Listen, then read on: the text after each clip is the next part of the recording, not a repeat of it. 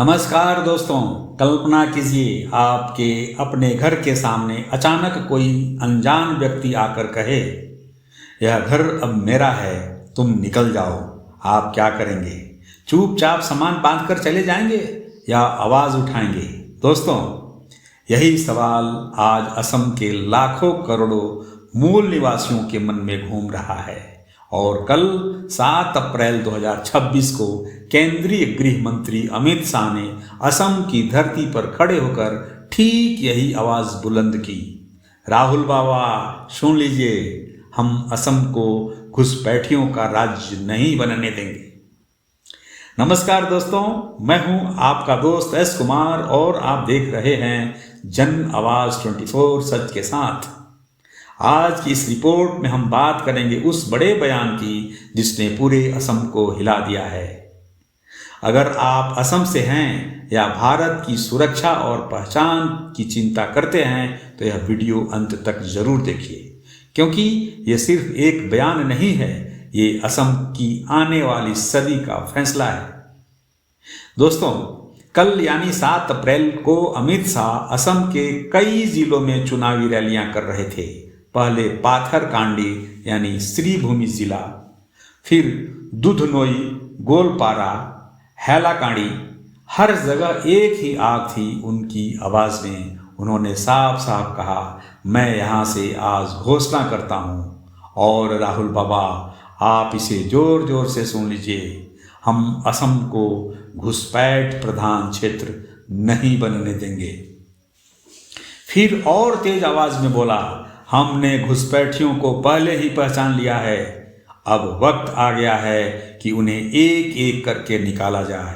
और सबसे बड़ा वादा, अगर भाजपा की सरकार बनी तो अगले 5 साल में हर घुसपैठिए को चुन चुन कर वापस भेज दिया जाएगा।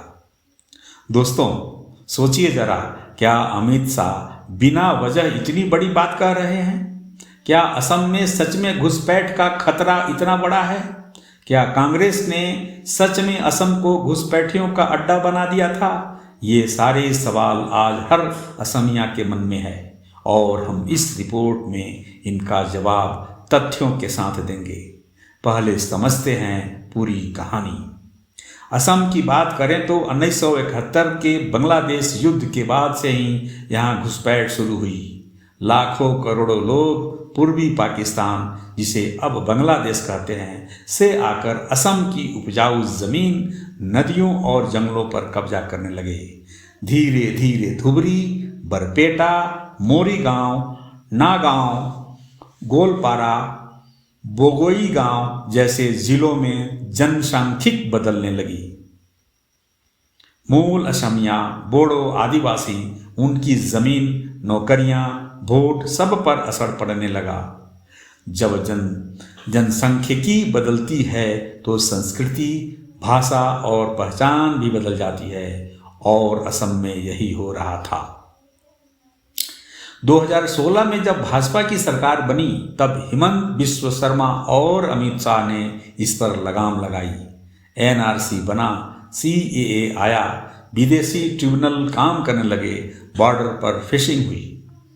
नई घुसपैठ लगभग रुक गई, लेकिन पुराने घुसपैठिए वे अभी भी यहाँ हैं। अमित शाह ने कल ठीक यही कहा, पिछले 10 साल में नई घुसपैठ रोकी गई, अब पुरानों को एक एक करके बाहर निकालना है। उन्होंने कांग्रेस पर सीधा हमला बोला। अमित शाह ने कहा, कांग्रेस ने असम को घुसपैठियों का हब बना दिया था। उन्होंने वोट बैंक के लिए मूल निवासियों की जमीन, नौकरियां और भविष्य बेच दिया। और सबसे तीखा वार, अगर कांग्रेस वापस आई तो घुसपैठ ट्राइबल इलाकों तक पहुंच जाएगी। महिलाओं को फंसाकर शादी के जरिए काउंसिल चुनाव पर कब्जा करने की कोशिश हो रही है। दोस्तों, वीडियो में आगे बढ़ने से पहले अगर अभी तक आपने हमारे चैनल को सब्सक्राइब नहीं किया है तो चैनल को लाइक और सब्सक्राइब करें। इससे मुझे आपके साथ अच्छा संबंध बनता है और मैं आपके साथ हमेशा बने रहना चाहता हूँ। तो दोस्तों, ये बात सिर्फ राजनीति की नहीं है, ये असम के बेटे बेटियों की नौकरी की है, राशन, जमीन और सम्मान की लड़ाई है।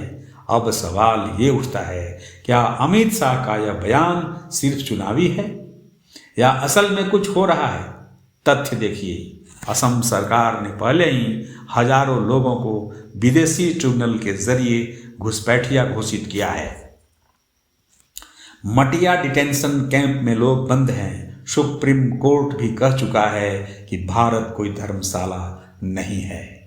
घुसपैठिए को यहाँ बसने का अधिकार नहीं है। अमित शाह ने कल जो फॉर्मूला दोहराया, यानी आइडेंटिफाई, डिलीट एंड डिपोर्ट, वो यही है। पहले वोटर लिस्ट से नाम काटो, फिर देश से बाहर भेजो।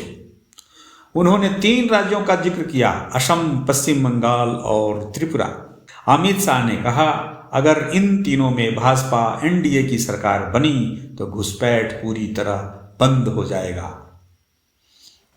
दोस्तों, अब सोचिए, अगर ये घुसपैठ रुकी नहीं तो क्या होगा?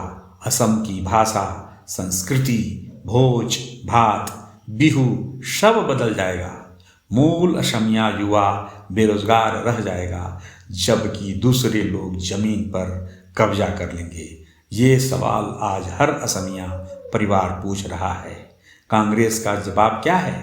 वे कहते हैं कि अमित शाह विभाजनकारी राजनीति कर रहे हैं। लेकिन सवाल ये है, जो लोग 50 साल से असम की जनसंख्या की बदल रहे हैं, उनका नाम लेना विभाजनकारी है या चुप रहना देशद्रोह?